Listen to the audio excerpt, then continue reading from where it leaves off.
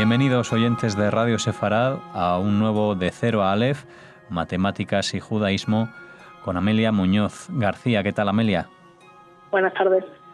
Bueno, entramos en estas fechas ya veraniegas hablando hoy de un matemático austrohúngaro de origen judío. Destacó, por lo que nos comentas, por sus tempranas contribuciones en matemáticas aplicadas. Se llama Richard von Mises y nació en el año 1883. Falleció ya a mediados del siglo XX. Háblanos de su vida, de su obra. Cuéntanos más de este matemático. Bueno, pues Richard von Mises va a nacer, como hemos comentado, en el seno de una familia austríaca de origen judío en la ciudad de Lemberg, que actualmente se conoce como Leópoli, en Ucrania. Aunque la familia se va a mudar muy pronto, en 1890, a Viena, donde Richard acude al instituto y posteriormente, en 1901, va a enrolarse en la Universidad Técnica de Viena para estudiar matemáticas, física e ingeniería. Bueno, Richard se gradúa en 1906 y obtiene un puesto de asistente de Georg Hammel en la Universidad de Brunn, que está al sudeste de la actual República Checa.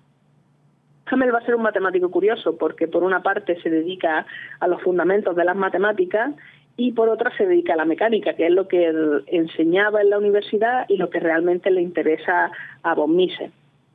Sin embargo, este último no va a tardar en obtener el doctorado a través de la Universidad de Viena con una tesis titulada La determinación de masas de volantes de inercia en manivelas. La obtiene en 1907 y poco después, en 1908, va a ser habilitado en la propia Brunn para dar clases de ingeniería y construcción de maquinaria. De hecho, creo que durante 1908 va a trabajar también para una empresa de locomotoras, la empresa Brandt y Luilier de Brunn, como desarrollador durante este breve periodo de una locomotora a vapor, es decir, de la mejora de un modelo que existía desde 1904, hecho por esta misma empresa.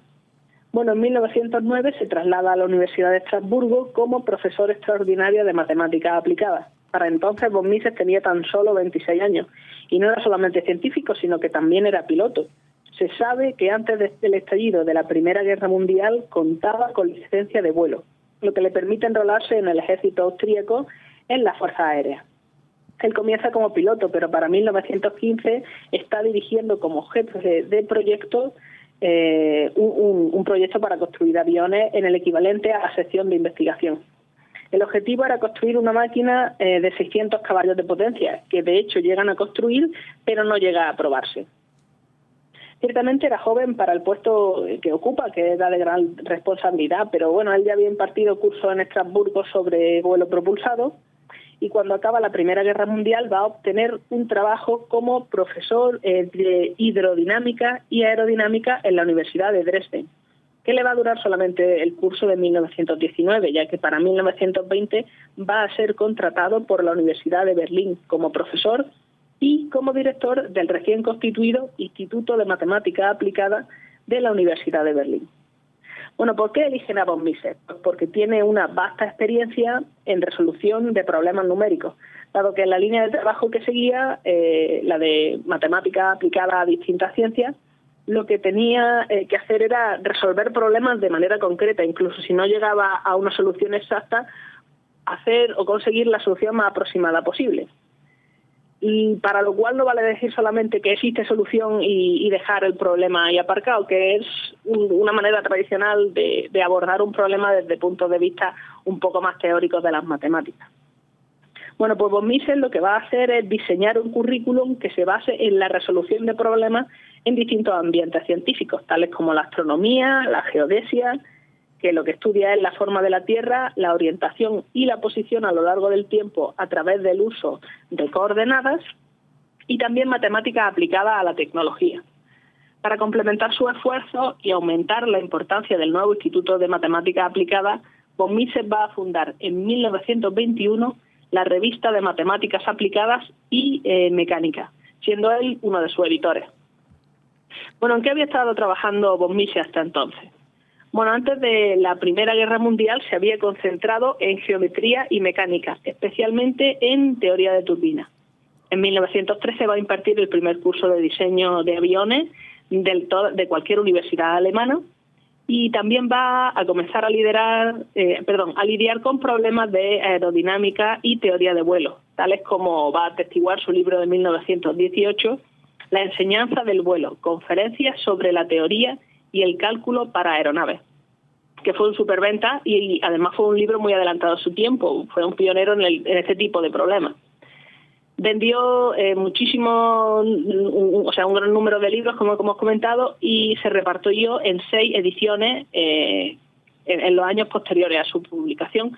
Y de hecho hoy en día todavía está en edición. La editorial americana Springer creo que lo tienen por ahí. Bueno, otro de los trabajos a destacar de von Mises va a ser su libro de ecuaciones diferenciales y ecuaciones integrales en mecánica y en física, publicada en 1926 y editado con Philipp Frank y otra serie de colaboradores menores.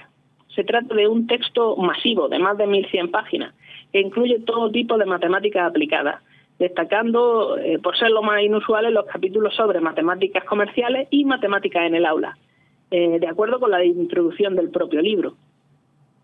Se va a transformar enseguida en un texto básico para los estudiantes de matemáticas aplicadas. Recordemos que hasta hace muy poco las matemáticas aplicadas habían tenido mala prensa dentro de Europa entre ciertos grupos de matemáticos y por tanto la proporción de artículos y libros de aplicadas era menor que del resto, así que un libro tan grande como este, en el que se está recogiendo todos los aspectos de las matemáticas aplicadas y con unos autores como los que tenía va a ser impactante, va a llamar mucho la atención.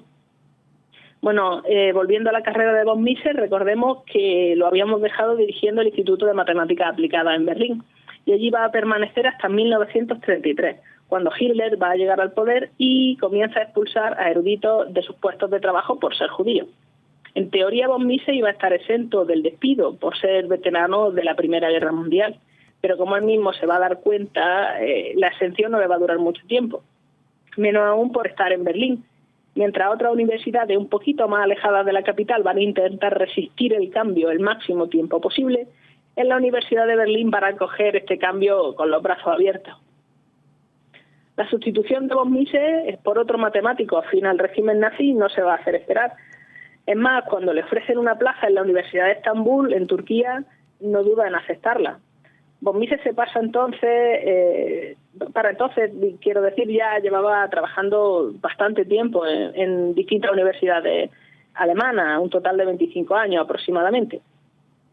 Así que él considera que en efecto le corresponde cierta pensión por retirarse de un puesto de trabajo como ese y pide dicha pensión a través de una carta al Ministerio de Educación, explicando que estaba dispuesto a dimitir si le conservaban la pensión, a lo cual le responden que no directamente. Entonces el matemático nazi Theodor Phalen le propone un trato. Si lo recomienda como su sucesor, él se va a asegurar de que cobraría la pensión. Bueno, Phalen fue un matemático de poco calado, miembro del partido nazi que consiguió ascender dentro de la élite universitaria a base de jugadas como la de von Mises y a golpe de enchufe. Eventualmente va a acabar siendo miembro de la SS, así que no es un hombre al que le pueda decir que no de entrada.